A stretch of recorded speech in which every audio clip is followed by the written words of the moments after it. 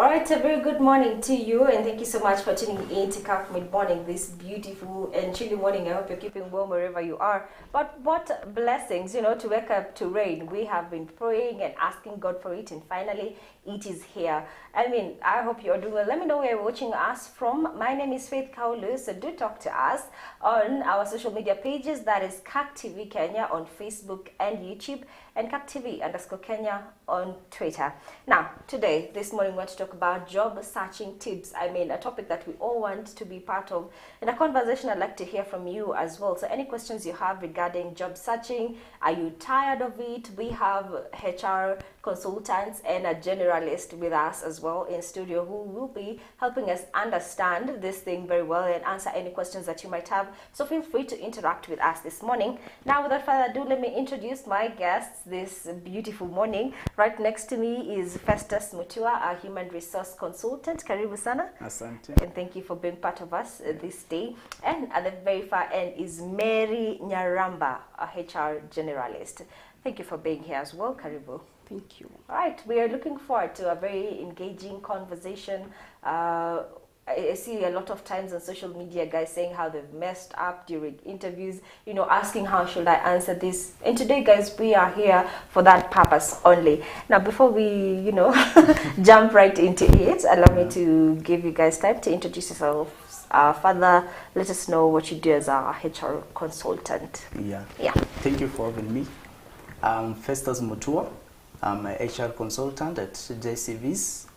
What you do majorly is providing professional guidance to both job seekers and companies as well. So for job seekers, we have a variety of services for you, and for companies as well, we have a variety of services for you. So if you visit our page, you'll see more into details about the services we offer. Okay. Yeah. You said J? JCVs. Oh, JCVs, yeah. Like J or J-A-Y? J-A-Y, CVS. All right, yeah. Great. Karibu. Asante. Sure, Mary. Yes, my name is Mary Nyaramba. I'm an HR journalist with Platinum Outsourcing and Logistics based at PZ Carsons. So as an HR generalist, like you do everything that deals with HR, from leave management, payroll processing, recruitment, allowances and bonuses, anything that deals with employees, I handle it at the site. So Platinum is an outsourcing company. We have a sister company called China Cleaners. We are based at Upper Hill. That's where our head office is. But then we're in different branches. We work with manufacturing companies. We are based in PZ Carsons, EBL, Golden Africa, Bamboo, in different areas. So in every factory, we have one HR officer who is at the site, and then we have an HR manager at the head office. So I'm at the site at PZ Carsons. I handle anything to deal with HR.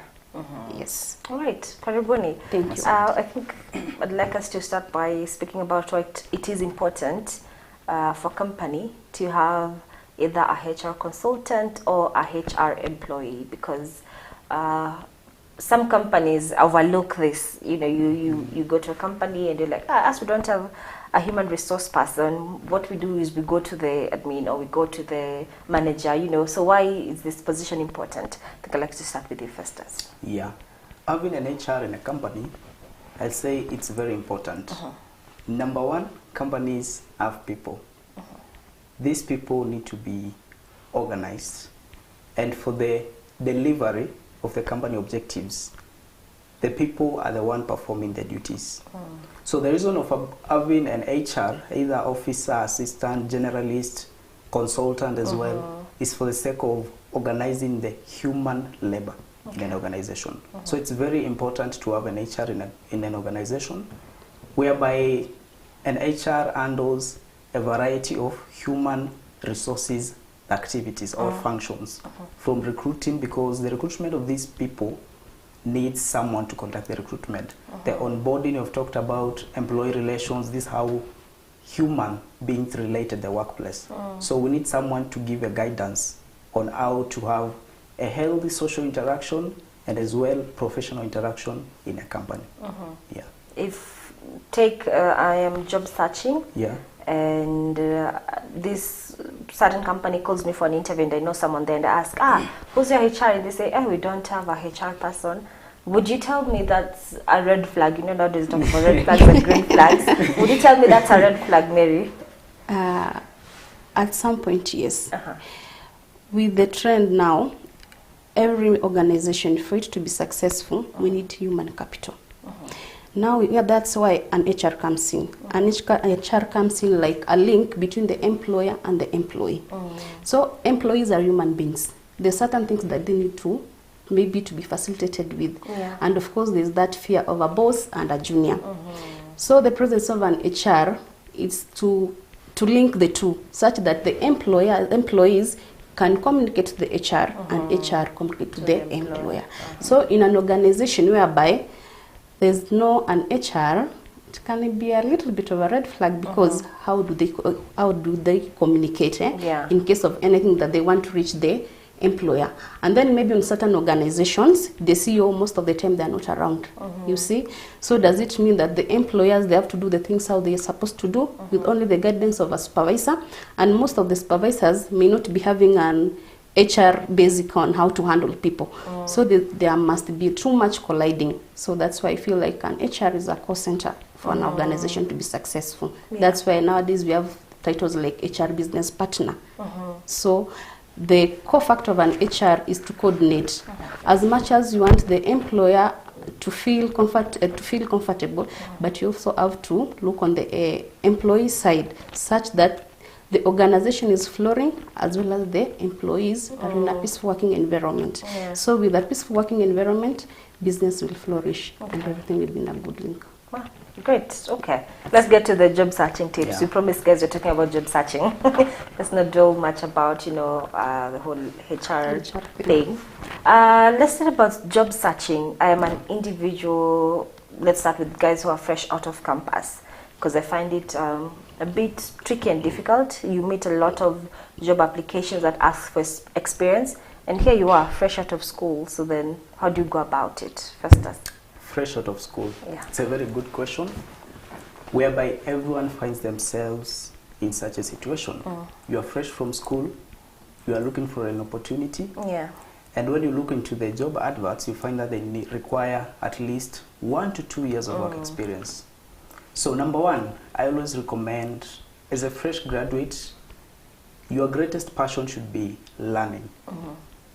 And how do you learn?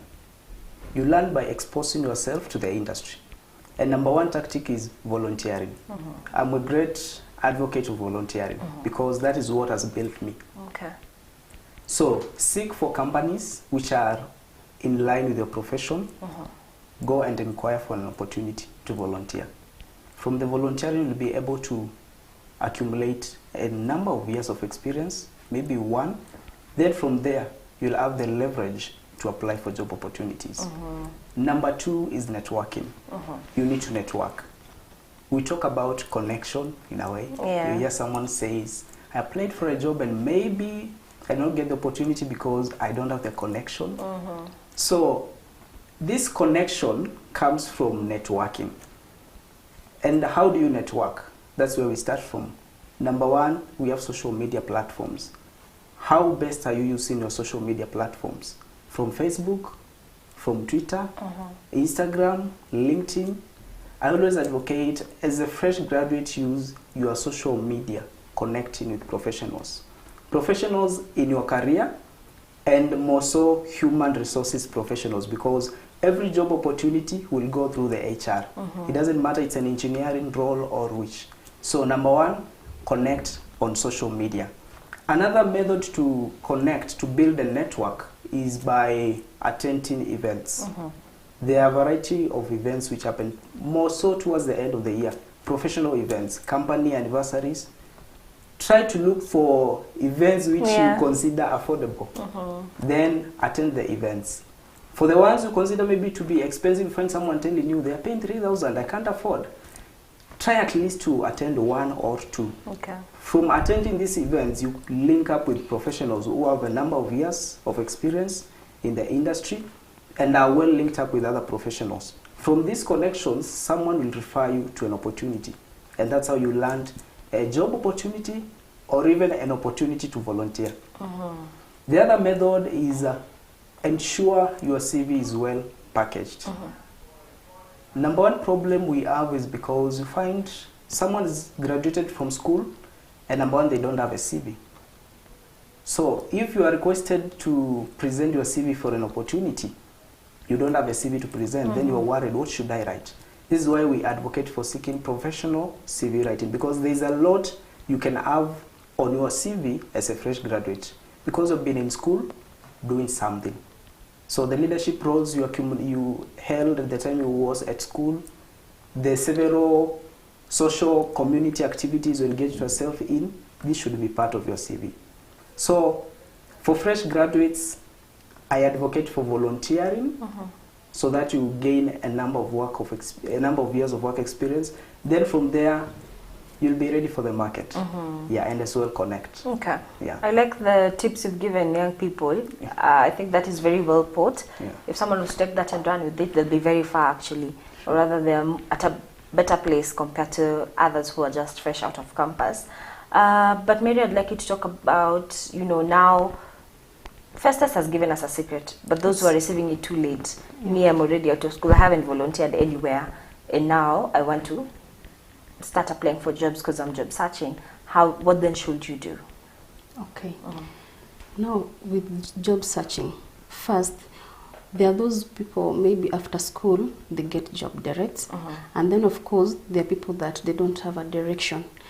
I agree with Festus. Yeah. First, start with attachments, internship programs. Okay. They expose you. And then most of the time you find the first degree, others just do because that's what job called them to do, you see? So somebody does not really know where their passion is. So when you come to the job market, you find there's somebody wants, I learned engineering, I must stick to engineering. You are limiting yourself. With the current economy, I'll just tell people, or the freshers, when you come to the job market, just grab any opportunity that you get. From that opportunity, it will lead you to know what is my passion. And then sometimes maybe you did, for instance, you did teaching. Then you came to the job market, things are tough. Maybe you got yourself into hospitality. You see? With that opportunity, maybe you may start even as an internship, and then opportunity comes, you grow. You see, as you grow, and then now your passion shifts from teaching to hospitality. Now you're starting again to create a career. So what I'll tell people, don't just limit yourself to what you are taught in school. Have an open mind and take an opportunity. But everybody starts from somewhere. Even if it's internship and it's free, just do it. You never know. Maybe opportunities may be within the organization. And if you're outside there, we might not be knowing you. But if you're an intern within us, it becomes easy for us to pull you up. So that's what I can advise them. I like what you said about, take any opportunity and run with it. Because you find people say, hey, I studied this. How can I go and do hospitality now? No, please, All right. We're talking about volunteering, looking for an attachment, an internship, just something to give you experience, But there's a group of people called Gen Z. I don't know if you've heard about them. Yes. They say, I do something for free. No, you have to pay me for my value. I went to school and studied for this, And I think I've had a lot of, can I say, I don't want to say old people, but the older generation complaining about it because they don't understand. What do you mean you can't volunteer? Let's talk about this group of people, because also we have those who are saying they know their value. They don't do anything for free. So then how to find balance, Festus? I like the question. We have the people, the advocates of I know my value. There's these other people that I cannot work for free. So number one, I've said at the early stage of your career, be passionate about learning. One of my mentors usually tell me this: take every opportunity as an opportunity to learn. So if in the early stages of your career you take every opportunity as an opportunity to learn, you should be aware that there is a cost to pay. And this cost will deeply incur you. So one thing I find interesting about this is because the moment you volunteer, you gain the number of years of work experience required for certain jobs. The moment you say, I know my value and stay back at home, enjoy your Netflix movies, enjoy scrolling on social media. Yeah. You'll find yourself 3 years later after graduating, you have 0 work experience. And as compared to someone else who volunteered, they are far much ahead than you. So I always request, humble request, of which this is at a personal level, it's for your own benefit. Volunteer. And volunteering doesn't mean you go somewhere very far from where you stay. Maybe I found this a challenge. People say it's costly, but I believe within your area of residence, there's an hospital, there is a school, there is a facility where you can volunteer, maybe a mini mart. Yeah. I always advocate for look for opportunities near you, then offer yourself to volunteer. Because the cost you might pay at the moment, in the future, you'll be greatly rewarded. Yeah. Okay. Mary, just say something about it before we go to the next question. About the Gen Z. For this generation, what I can tell them, life is hard. And we are moving from the era that we could just stay at home and our parents provided for us. We are an era whereby you want to be independent. Now just staying at home, maybe watching because you know your value, or you don't want to volunteer. It might cost you, as Festus has said. You can't compare yourself with somebody who has volunteered. Maybe I can give one and experience. There's a time you were recruiting for internship for our QC department. So I had 3 ladies. They were on attachment. They had finished their studies. They're waiting for graduation. So I called them. I told them, in this department, we have a vacancy, but currently we don't have a budget. Are you willing to volunteer for 3 months? Yeah. One said no. I told her it's okay. 2 volunteered. They did for 3 months. Even before the internship program ended, an opportunity came. Yeah. And of course we consider them because they were willing to learn. So first, you have to have that passion. Be ready to learn, no matter the cost. Even if it's up to you, just be ready to learn. On the process, things open up. But if you just shrink and then decide, unless they come for me, I want to do it, then you'll just be stuck forever. And years are coming where you are growing.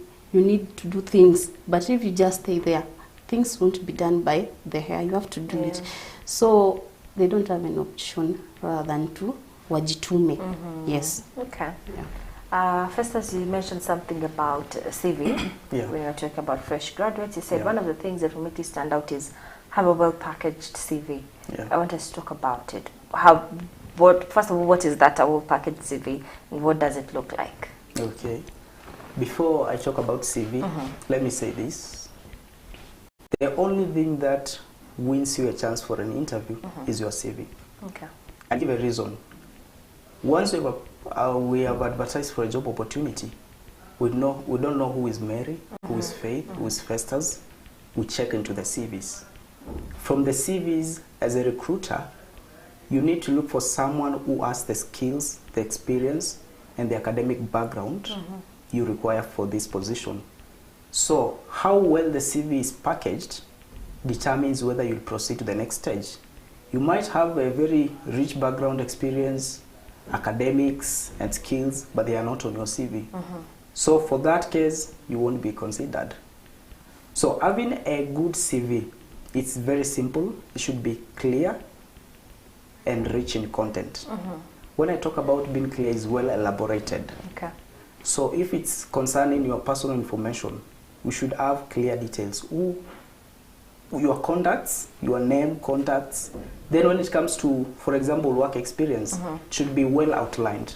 Sometimes you find someone has mixed up their work experiences. You start with 2016 to 2017, you was here.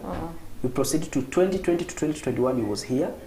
Then the third role, you find someone has just highlighted that between 2013 to 2015. Yeah. So it's very much confused, and that's not clear and elaborate. So for CV packaging, you just need to have a well-outlined CV. This is my work experience. These are my skills. The professional summary to be a bit of what professional skills do you possess.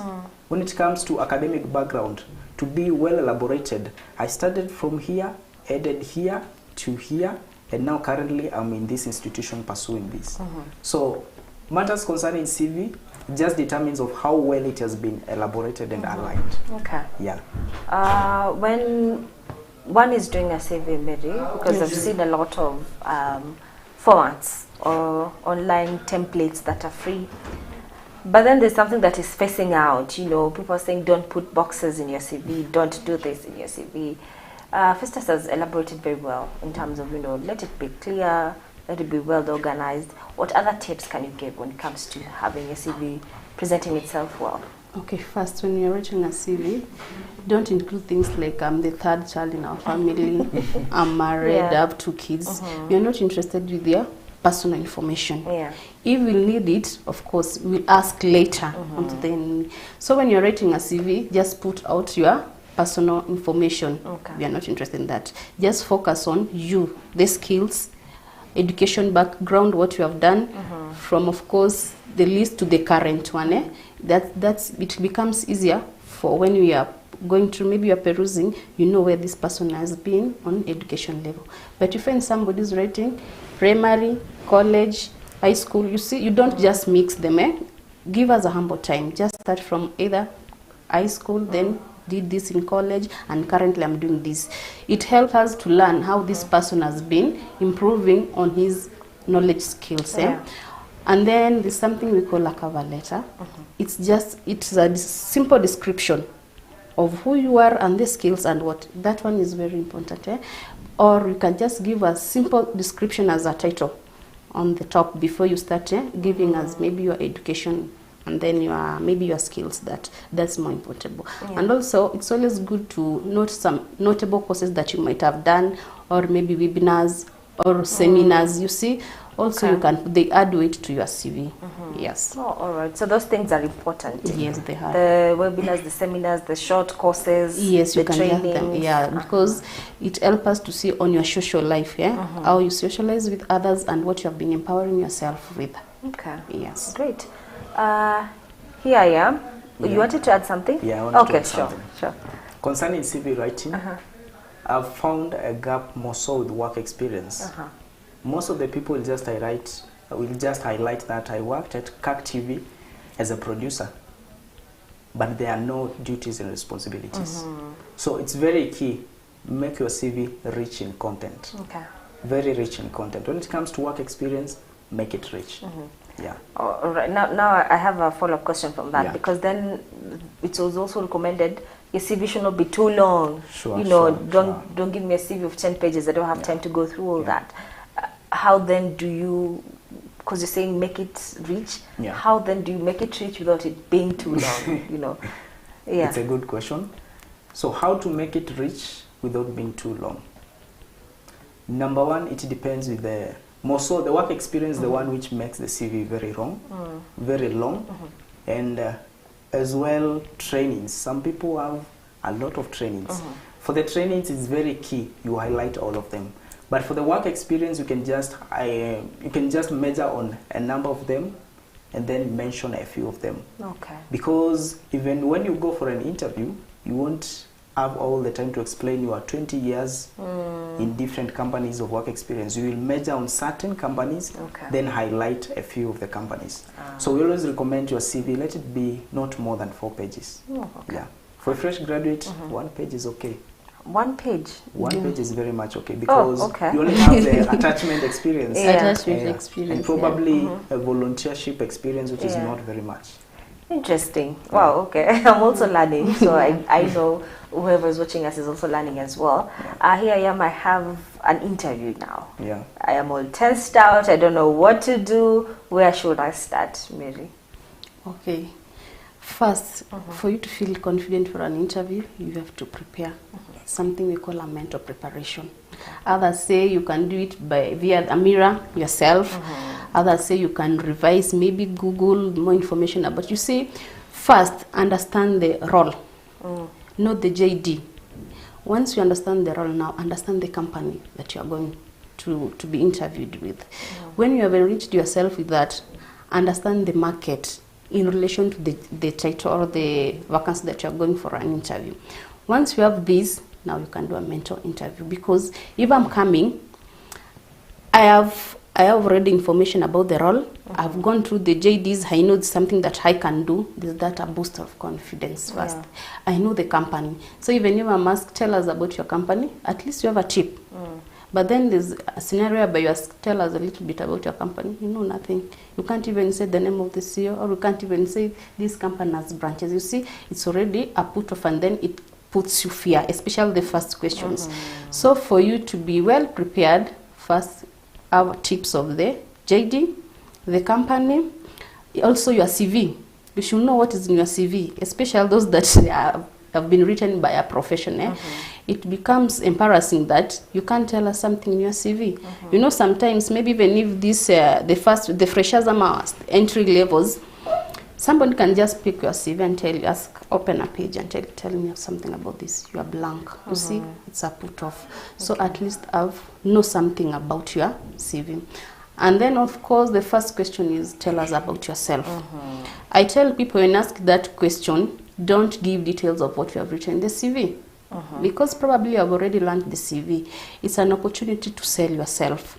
This is where you bring in your accomplishments, what you have done, your passion, what do you want to do in future. Just sell yourself, market yourself, because that's the only opportunity. When we enter into the real interview now, we're being specific with the topics, you see, or rather the questions.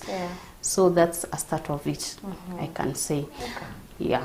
Wow, I think you've put it very well, and I like the fact that you mentioned the tell us about yourself part, because here ukweli namaliza watu wengi. Yes, that's the beginning of it. You start saying I'm married with 3 children, you know. Not necessary. Okay. Yeah. Festus, very briefly before we go on a break, one of the questions that is oftenly asked is tell us about yourself.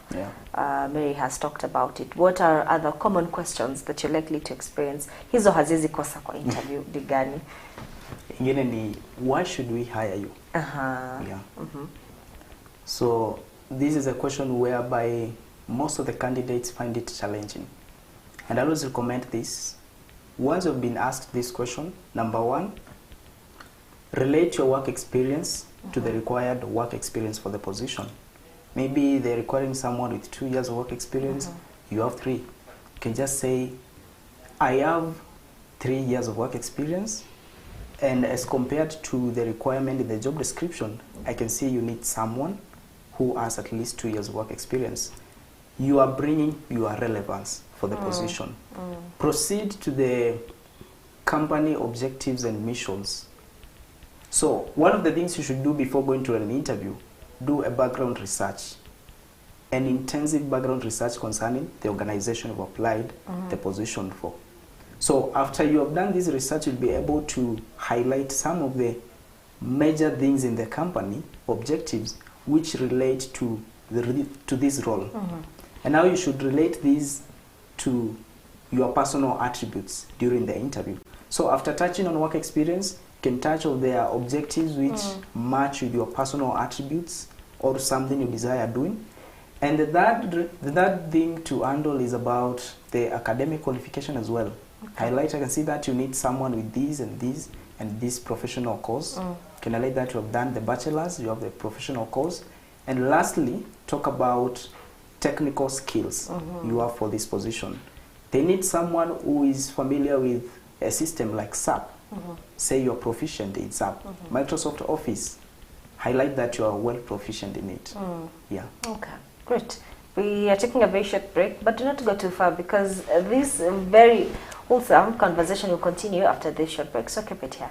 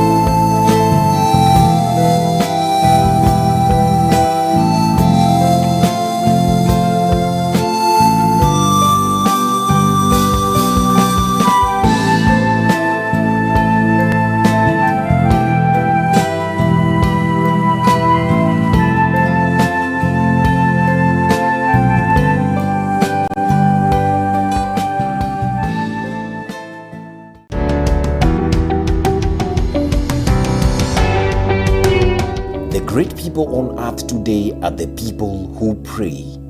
Not those who talk about prayer or those who explain about prayer, but those who take time and pray. God answers prayers. Why? Because He hears.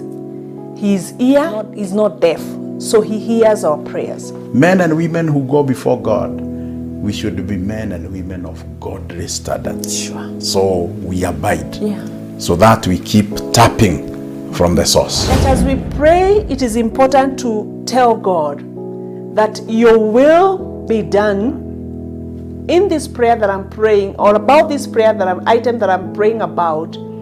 Not as I will, yes, this is my will, but let your will be done. In these changing times and seasons of uncertainty, who do you look up to? God keeps His path. Calm rain, calm sunshine. God is still committed.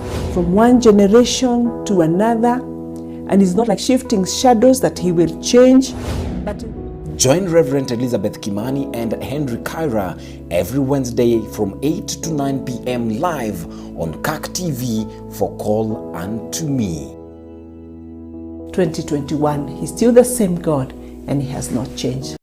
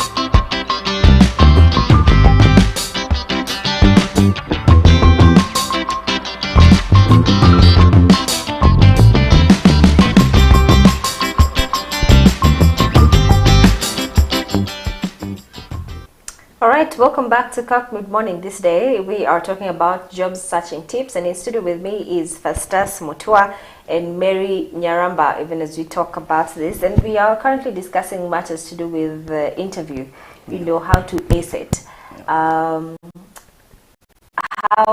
Let me ask, how should one handle themselves, if that is, you know, how to put it, like I don't direct translate to jibebeaje, but then how should you behave? How should you behave? How should you speak? Should you be explaining with your hands if you're an expressive person? You know what to do, because the simple things you do, someone still on the other side, they judge you, and you never know, is it good in a good way or in a bad way. So how should one handle themselves during an interview? We'll start with you first, then we'll come to you, Mary. All right. I'll start by highlighting something to do with audibility. I've found scenarios whereby you have invited a candidate for an interview, and it's as if they are whispering. They are afraid of speaking.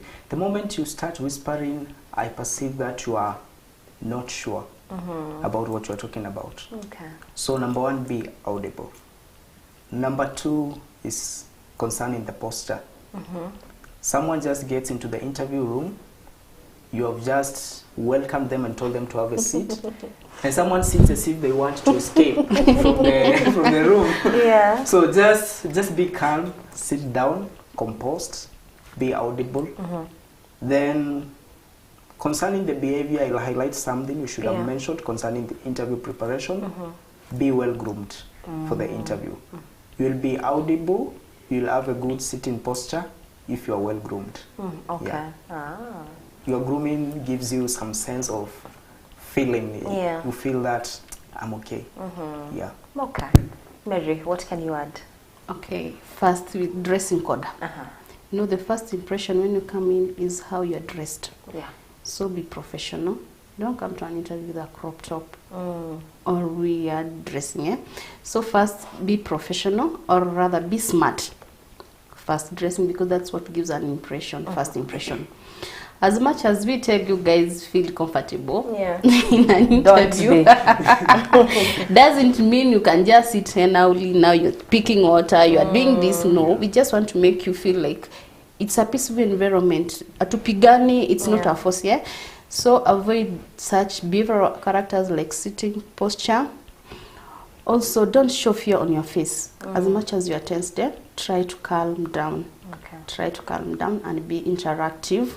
Stop, don't be shaking. Maybe you're explaining yourself with too much gesture. You see, you have hidden your arms under the table. You see, so don't be too shaking. Don't hide your hands. Don't move too much. Just try to explain yourself politely, or rather, if you can just sit this way as you explain yourself. So usirushe mikono sana, and then be audible, as Festus said. It's not a fight, it's a conversation. A two-way. We need you, you need the job, you see? So it's a two-way conversation. So be free.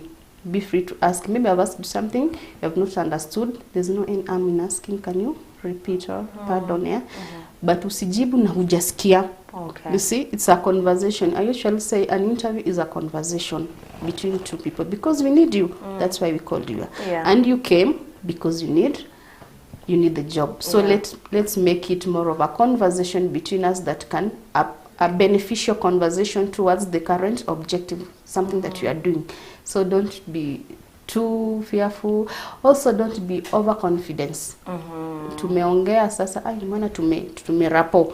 Unacheka, you are laughing, unaclap, unajirusha. As much as already with that, we have that rapport. Also try to be disciplined. It's an interview. Tutafanya hivyo tukipatana nje coffee. Try also to be professional. Usi tense. Pia don't be overconfident. Answer question rightly. Okay, even if you don't know the question, just try to ask. There's no end. Sometimes, by the way, si lazima you get the question right. No, we also look at expression. How does Mary express herself? From that expression, we can learn. Can she learn? You know, there's a lot of things that we pick. Uyumtu is a fast learner. This person is willing to learn, you see. We don't only depend on what is on the CV. We also want the behavioral part of you. And that one, we can only get it when you're interacting, talking. That's where we can judge. This person can learn. This person is willing to do this. Or this person is arrogant. This person is rude. This person, you see. So try to sell yourself in a positive way. Pia don't be too gloomy, umekasirika, putting a serious face. Unauliza kitu, unajibu, unanyamaza. Ndio pia don't be that saddy. Don't make an environment where we are mourning. Just try to be jovial, but don't be too over. But just try to be calm and jovial for us to have that smooth conversation. Na usijifungie kitu. Ukiuliza kitu na hujashika, maybe there's no harm on saying, honestly, I don't have an idea of that. Just saying, just mingling around, kuliko ulizo unyamaze. Because ukinyamaza, we don't know what next. So always try to be talkative. Uliza, try to analyze. Alafu usulizwe, najibu. Immediately unajibu. Unaona? That one gives two impressions. It's either you have been coached on what, so umekram. You are just saying what kitu umekramiwa. Or rather, unaogopa. You see? So always take your time. Umeulizwa swali, take your time, understand, analyze. Now, to jib. Great tips right there. And you've touched on something I wanted to ask actually. During an interview, what are the interviewers looking for? Because for me, if I have attended an interview, they just asked me what my skills are, I will handle a certain situation with a colleague, nini. But really, actually, what is it that they're trying to understand? And I think you've touched on, you've mentioned something to do with trying to see whether this person is willing to learn, what other things is the interviewer actually looking for other than what you've presented in your CV? Festus. All right, it's a good question. I'll say attitude. Reason being, for the work experience, you can see it in your CV. Yeah. We can see the academic qualifications, a professional summary, which maybe you have crammed, you will come again and recite it to us. Thing. But now your attitude as well is seen with how you communicate. Someone, attitude is two-way dimension. It comes from how you communicate. So number one, have a positive attitude while going for an interview. Number two, have a positive attitude. Number three, have a positive attitude. Yeah. That is what makes the interview interesting. Okay. If someone has a positive attitude, they'll compose themselves very well. They'll communicate clearly. Okay. So what the interviewer wants to know is whether your attitude can match the skills you've written and as well authenticate what you've written on your CV. That's the reason as well I've said authenticate is because I've met a scenario whereby someone has written something in their CV, yet they don't know what it is. That comes from professional CV writing in a way.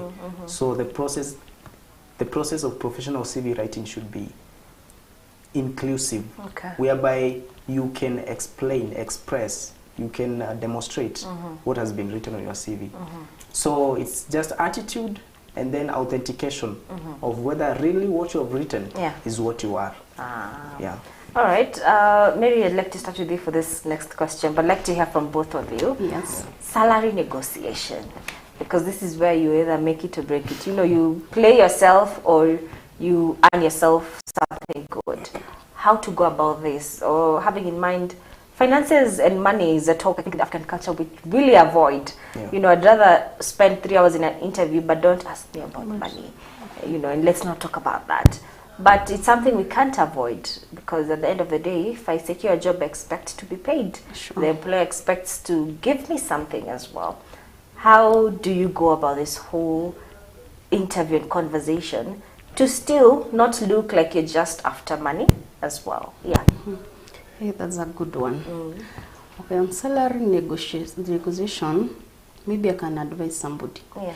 Don't just be too fast to quote a figure. Maybe you can answer this. Maybe I will be expecting to be paid as my skills, maybe skill level and knowledge skills, such that you leave it open. Or rather, you can just tell them, do you mind if you share your budget? Then from there we can negotiate. Because maybe you can give a figure, somebody maybe misunderstand you, you see, or misinterpret you. Or rather, you may give a figure, depending on our budget, the gap is too high, you see, and already we know now this one we can't afford. We already put you on X, you see. So what I can tell somebody, don't just rush to give a figure, maybe be interactive, ask them, is it okay if you share your budget, or can you at least give me a range of your budget so that I'm open for negotiation? Or rather, you can just say, as I said, I hope to be compensated with the skills I'll bring to the table. And then at least elaborate a little bit. What are you willing to bring to the table? What will you do for the organization? So you leave it open. Yeah. Okay. I think that's also a great tip right there. Festus, what can you add? Yeah, salary negotiation is a very sensitive aspect. I always say this. Currently, you are a procurement officer at XYZ company, earning salary Y. From the years of experience you have acquired, the skills and the expertise you've developed, you are looking forward to a more challenging role. And I assume probably you're not looking for something less than what you are earning. So I always recommend, number one, before you go for an interview, do an intensive background research. Okay. Reach out to people who have worked there, or maybe you know someone working there, engage in a conversation, get to know how much do you pay for this role. Then from there, you can relate with what you want to earn and weigh whether it's worth it. The other thing you can do is consult a specialist, HR consultants. That's what we do. We help you with salary negotiation. We'll help you with salary negotiation baseline, how to go about it. You can consult a consultant so that we can give you a range, and we have connections. We can inquire from someone as well. You can use Glassdoor. For big companies, you find that through Glassdoor you can acquire a range. So what I always advocate is, after you have decided what you want to earn, during the conversation just highlight it that I'm expecting, let's say, 80,000 and above. But again, put a disclaimer, I'm open for a discussion as per the role's budget. Okay. So you might find that you are requesting for 80,000, they are offering 100 to 150 or 200. Yeah. So there's something we call best HR practices. You might request for 80, but you find that for this role we are offering 150 and above, and your skills and expertise are very much okay. We are impressed with you. We are ready to onboard you and have you in our company. So we might just decide to hire you and offer you 150. Yeah. In some situations, you might find their range, their budget is below what you're expecting. So if the employer is really interested in you, number one, they'll be very much open with you. Then you'll discuss. Your budget is 80, ours was 60 to 70. Then you can consider, if I get the 70, maybe there are other benefits which will still meet your 80 expectation. And probably some employers will consider going higher to have you in their company. So I always advocate for intensive background research concerning salaries. Okay, can I add something? Sure, yes. Okay, maybe I can add on salary. Some other times, don't be just fixed with the basic. There's other benefits. So maybe you can ask, are there other benefits like medical allowances? You know, maybe the basic can be low. The basic can be low, but with the bonuses, is the position, does it have a bonus? Like, do you have a target where it comes with the incentives?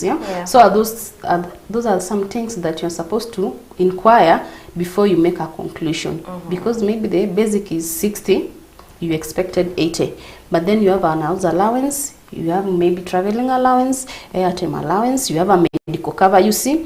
So with these benefits, they'll push your basic, you see. So those are some things that you have to inquire apart from the salary. Maybe the basic, does it have another package of benefits? Also, sometimes maybe when you give a figure without a market research, you may underrate yourself. So in a scenario whereby I'm just an employer, I need a procurement officer, I have a budget of 100, you have quoted 70, I can see you, maybe the skills are good, you pass the interview. Of course, there's that an employer who will tell you, no, our budget is this. And of course, there's that economist who will feel, sawa, tuende tukienda. Otherwise, at the end of the day, the company has saved, you see. So that's also a disclaimer. So the best thing to do is do a market research. If you're going to give a figure, do a market research, at least you know where to rate yourself. Also ask about other benefits so that you can add what does the whole package bring into the table before you make a conclusion that, All right. Nowadays, during interviews, the interview also asks you, we are done. Do you have any questions you'd like to ask us? How do you go about that? And what question do you ask? Usichome, unaweza kuwa umeanza vizuri, and then unamaliza vibaya, you know, and they say, this individual, no. So how do you go about that part? Okay, maybe start. You can ask something like, how does your company help your employers to grow career-wise? That's something positive. You have shown like you're not just coming here for that position, but you have an urge of growth. You see, so with that I can say this person has a vision. This person is focused. Also, you can ask things like, do you have a study leave? So from that I've learned this person like learning. This person like upskilling. You see, so ask positive questions that are beneficial to you And to the company. Usianze kuuliza vitu ka tunaendanga vacation. Of course kuna other companies they provide vacation leave and maybe, but those are not things that you're supposed to ask at the interview. Try to ask things that are logic, things that can give the interviewer a positive remark about yourself. So ask about how does your company help your employees to grow, maybe do you have a study leave, things like how is culture in this organization like, maybe you can say, quote, I learned about your values and more of this and this and this. Can you kindly tell me more about your policy things? Maybe the trending. Do you have a sexual harassment policy? Things like that one that shows an interviewer this person is focused. Because what you want, you don't want somebody who just came for a position alafu akae tu. As much as we want you, it's a mutual agreement. We want you to bring to the table new skills from where you have come from. Also, we give you skills that you have in our organization. We compare them for the better of your growth and the organization. So try to ask things that are mutual on your side and the organization. Usikue too selfish. Unaulizia December tunapanga holiday, you see. So antaona huyu mtu kweli, is he serious with our product? Is she serious? So try to ask questions that are beneficial on both sides.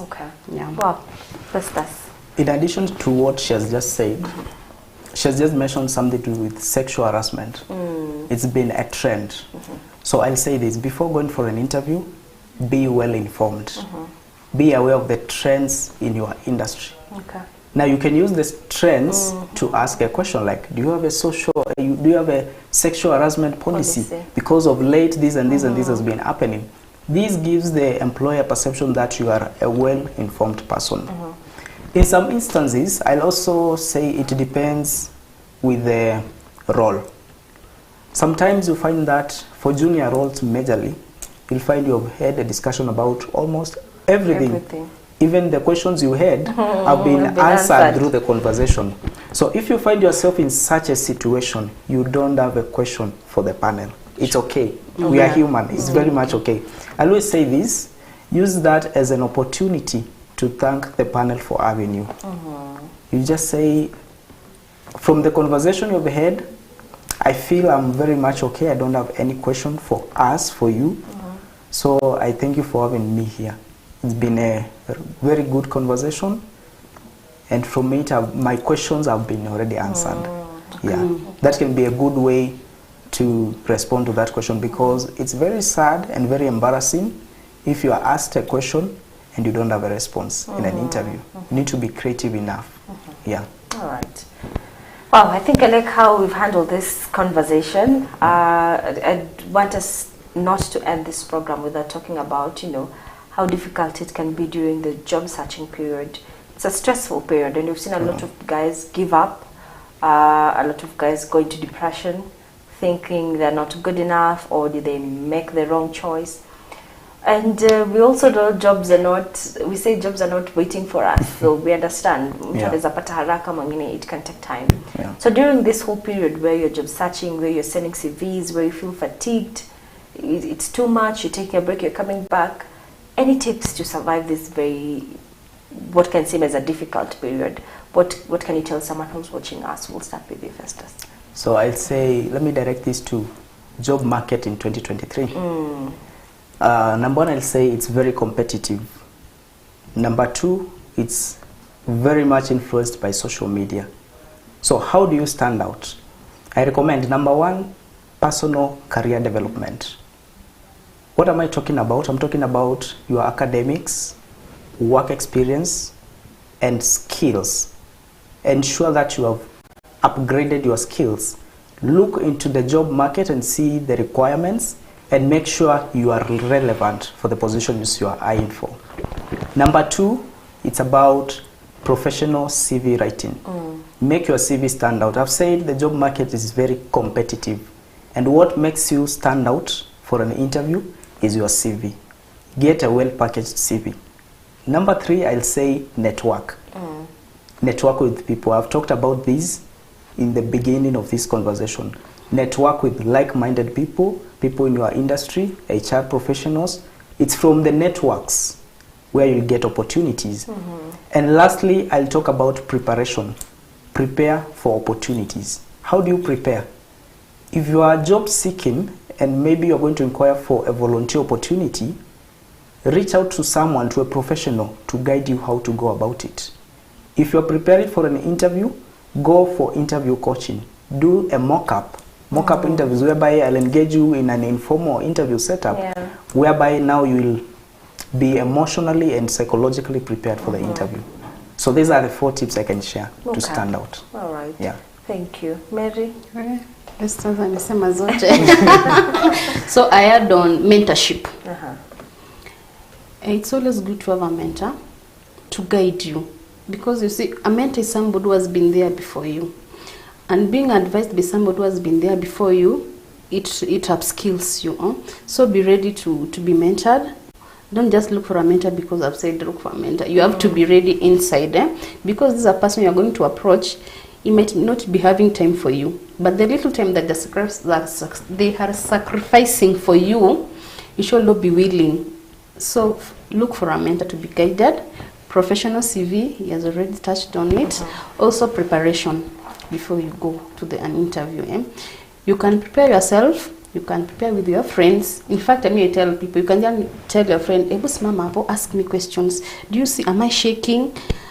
How did I answer well? So that's also part of preparation. You can do it by yourself if you can't afford to pay for a coach, or you can also do a coach. So first, be prepared with all those things, and then be persuasive.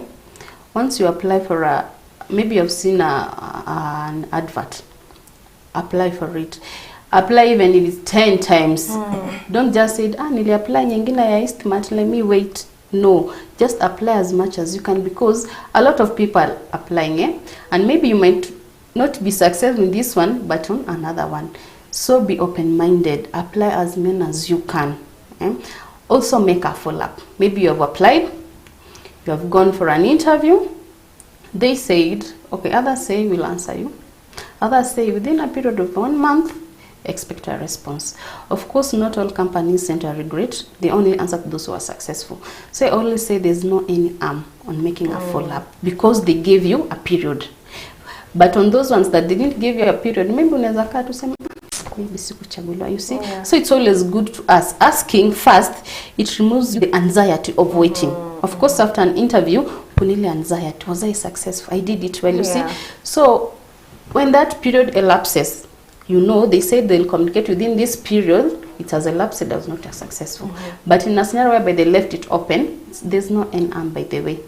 You can just ask for you to know. Maybe sometimes the process is still on, or they already choose. And if they told you they already choose, and you see, you'll have healed from that anxiety, and then you get a way to move on. So that's what I can say. Try to make a follow-up. Apply as much as you can. And attend more interviews as you can, because at the end of the day, even if you want to be successful, you'll get out of that room with something. You learn. By me asking or by me answering questions, by the time natoka, I'll know question 1, 2, 3, I didn't answer the right way. You see? So by that interview, I've learned something that I can use for the next one to improve. So attend many interviews as you can for you to get the tips to help you for the next. So keep on improving. Though it's hard, but you have to keep on pushing. And then the most thing is connections. Be active. Maybe via LinkedIn, or nowadays we have WhatsApp groups. Be active, because that's where people share. In fact, even me coming here, it's via WhatsApp. If I was not in that WhatsApp, I couldn't be knowing there's something like this, you see. So connection is more important. Try to connect. If you have connected and there's an opportunity, of course I might know, Festus might fit in that opportunity, Faith might fit in that opportunity. But if you have not connected, of course, you can't get that job. So always connection nowadays, it may play a big role. So try as much as to be connected. Attend these events. Maybe sometimes you have a coffee, a jar of coffee. Of course, they say they are expensive, but try. Also, requirements. Maybe you say it's for CPA, they need a CPA-K, but I have a degree in accounts. If you see a job asking for that, please just go back to school, do that. Or I use HR. You have a work experience, I have 5 years work experience, I have a degree from a different different field, not HR. But then you go to an interview, you have passed, okay, you have the skills, yes, you have a degree, but you don't have a membership, HR membership, or you don't have a practicing license, simply because you can't have that without the HR course, you see. So that one was also something that pushed me to go back to school, to do a higher diploma in HR, so that I can get the certificate that can help me to get my license as a HR practitioner, also a membership. You see, that's something I picked from an interview. So I know by the time I'm going to the next interview, that's going to be a setback for me. So you learn. There are things that maybe they need, you don't have. Also, try to apply for the levels that you are. There's a JD. You go through a JD, you see, this one I know, this one I'm perfect, this one I can do it. That's where you are supposed to apply. Don't apply for roles that you know, even in an interview, you can be asked a question, how do you like you blank. So stick to those areas. And then these others ask for 5. Okay, maybe you can get an advert, you fit the JD. Maybe they want an working experience of 8 years, you have 5 years experience. They want a license, you have license, you have everything. Just take a risk. At the end of the day, you fit the JD, but that's the working experience. We always say in a job advert, you don't have to meet everything 100%. Okay. Yeah, you just try. You can get there and try to convince them. By the way, it's an interview is just the way you talk. You can convince them. Also, don't underrate yourself. Don't underrate yourself. Simply because afterwards, if you underrate yourself, you get the job. Of course, after a few days, you will negotiate or you will mingle with your colleagues. So finding out that you do a role, maybe me and Festus are in the same role, I'm underpaid, Festus is paid higher, of course there's demoralization. So it will affect my work. I won't perform. Every end month I'll be writing a report where I didn't perform just because of something I did. So that's why we began with do the job research for you to know where to range yourself. Don't underrate yourself. Because afterwards, after we sign contract, you have already signed.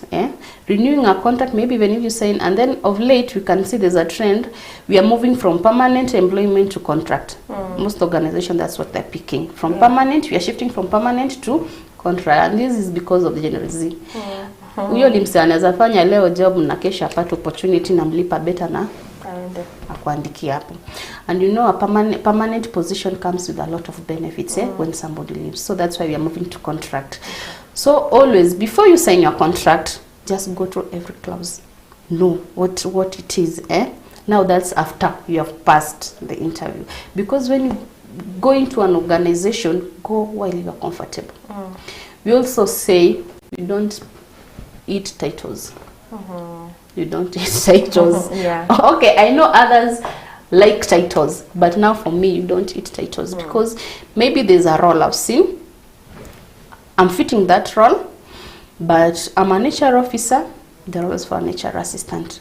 They're paying well than what I'm earning currently.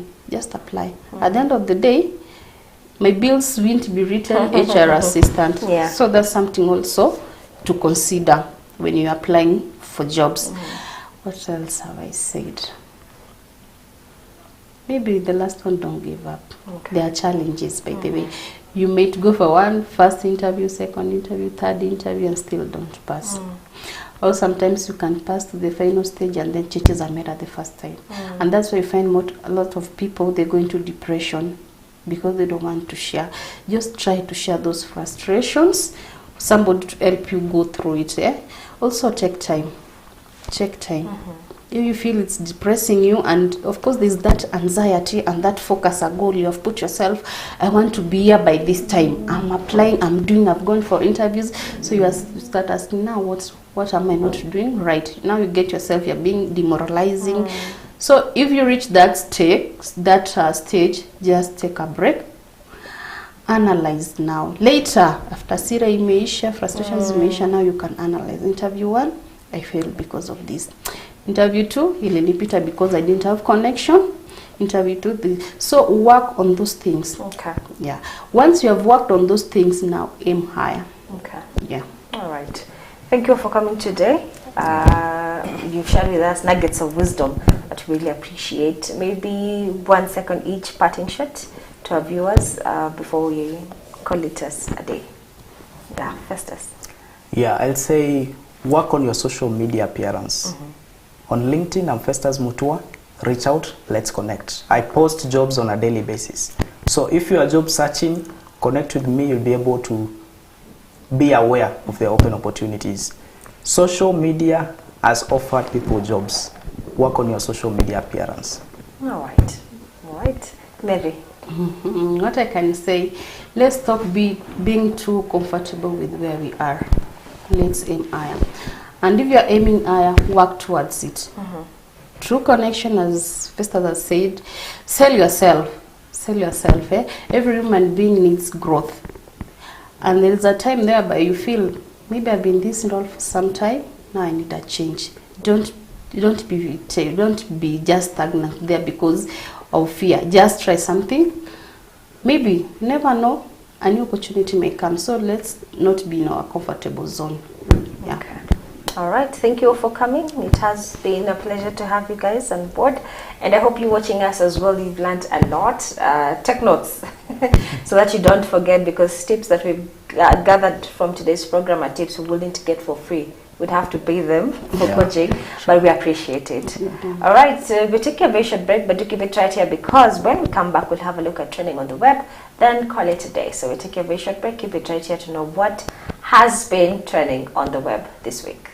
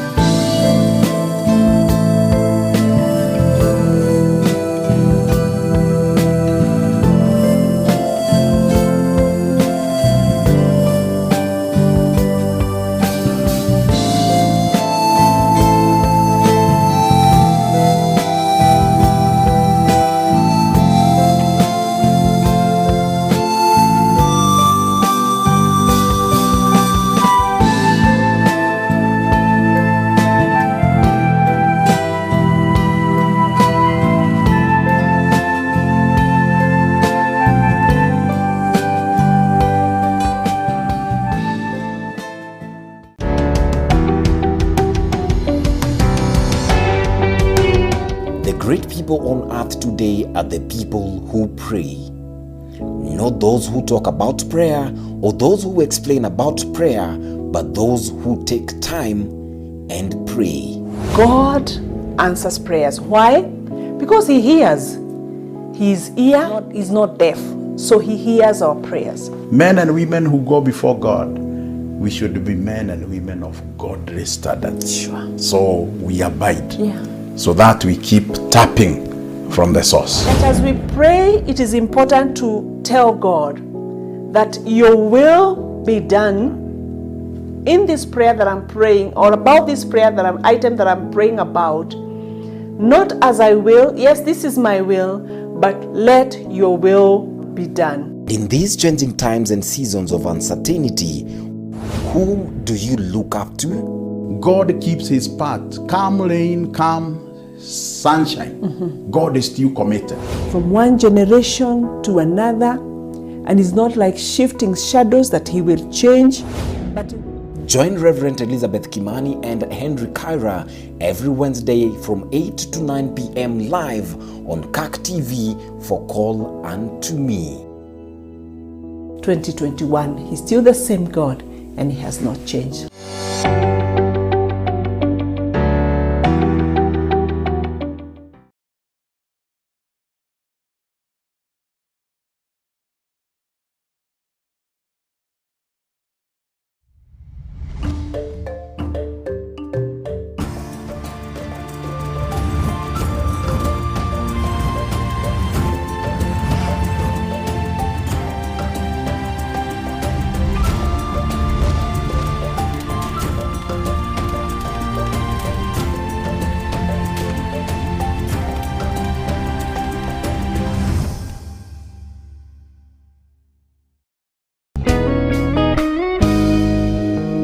Kuna watu wengine wana struggle sana, akipeana tithe hata inauma, nasikia uchungu.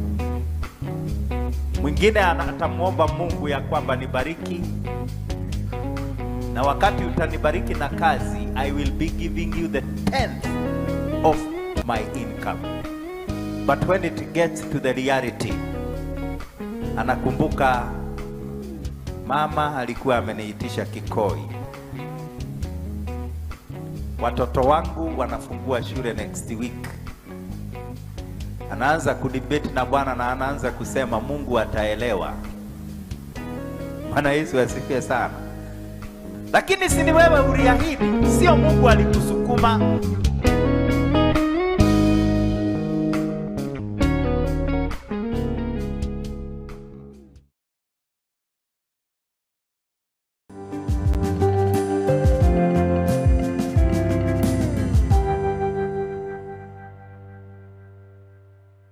On the next episode of The Legends, we will welcome into the program the Reverend Festus Gitonga, a former Secretary General of the Presbyterian Church of East Africa, who himself has intimated to me several times that he has one more year to go. So we want to understand how he is preparing himself for retirement and the experiences when he was a Secretary General and the advice that he can give to many of us. So we welcome you to our next program of The Legends.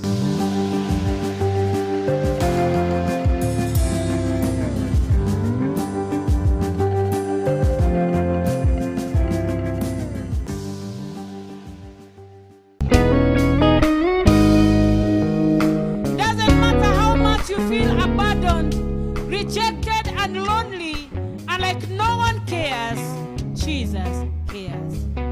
He is our shepherd. The Bible says in the book of 1 Peter chapter 5 that Jesus is our shepherd and he cares for the flock. And so it is our duty to humble ourselves before God and acknowledge God as sovereign, the maker of heaven and earth, the sustainer of the creation, the one who is concerned of each and everything that we are and we could be going through this hour, because he is our Father. He is the shepherd and he is our Father.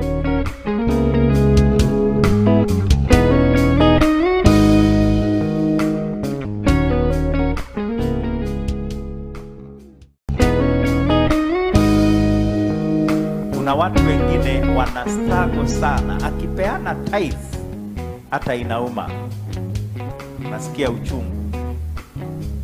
Mwingine atamwomba Mungu ya kwamba nibariki, na wakati utanibariki na kazi, I will be giving you the 10th of my income.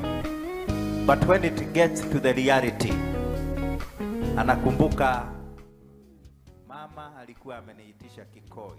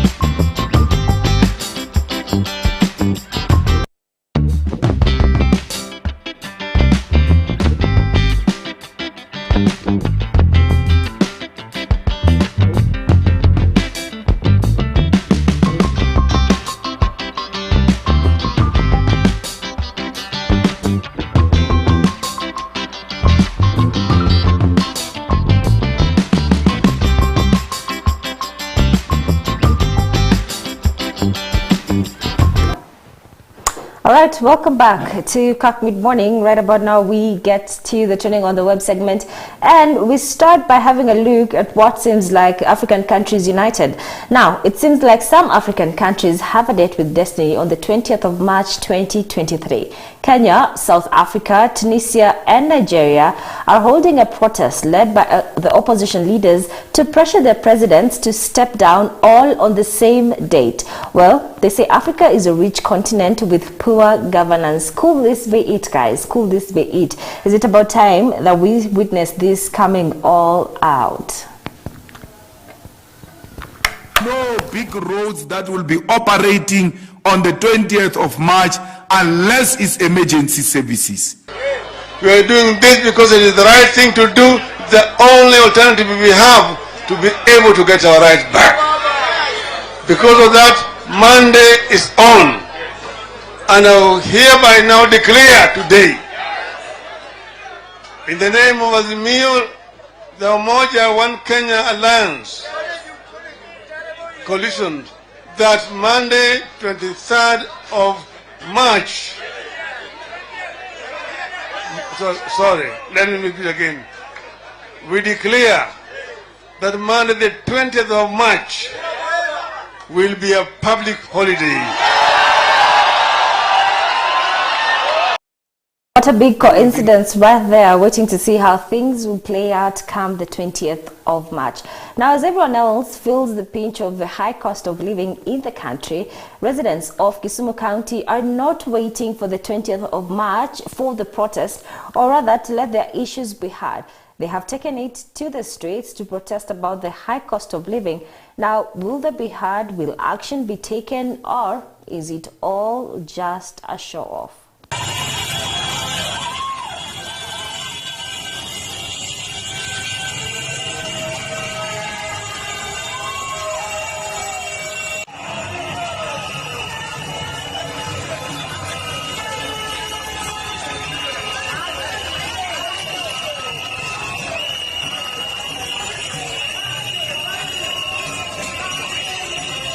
From Kisumu County, we fly all the way to Machakos County, where what kind of juju do Kamba people use? Okay, don't come for me, guys, but listen, this story is very intriguing.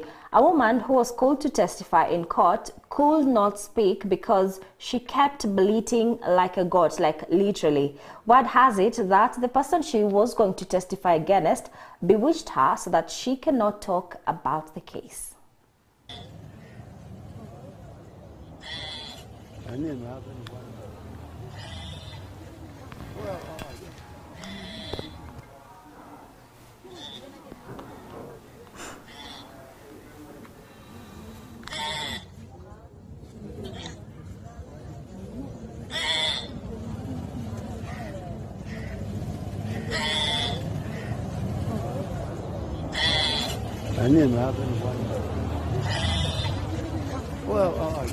You guys, things we grew up watching in Nigerian movies are happening right here in our country and right here in Machakos County. That is quite shocking. Now, remember the wedding that has been going viral on all social media platforms this week about the old Mzungu and a young, beautiful African lady getting married, quote unquote. Now, it turns out that the old Mzungu is not her husband, but her father-in-law, or is it father-in-love now? Now, it appears that she was just dancing with him, but was marrying his son, not the old Mzungu.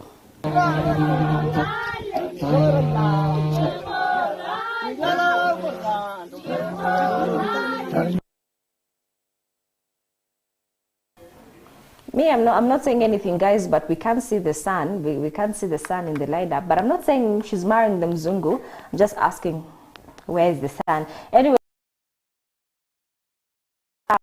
the famous OTC building that was in construction and had been covered up for over 10 years has been uncovered. The building has been a landmark in town for a long time since it had a huge green net covering it. Now that it has been removed, quite sure a few people will get lost in town.